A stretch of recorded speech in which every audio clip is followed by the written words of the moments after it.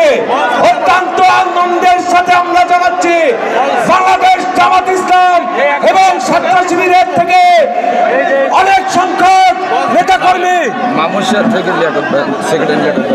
মামুনশিয়া গ্রাম থেকে থানা বিএনপির বিপ্লবী সাধারণ সম্পাদক লিয়াকত ভাইয়ের হাতে হাত রেখে আজকে বিএনপিতে যোগদান।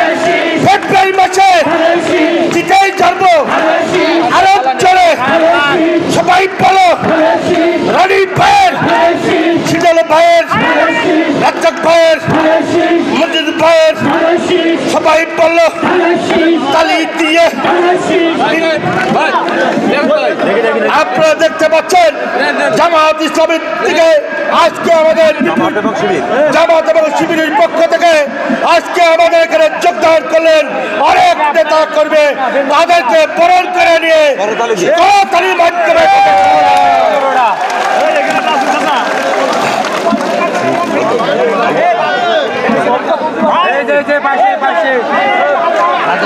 মার্কা কি আছে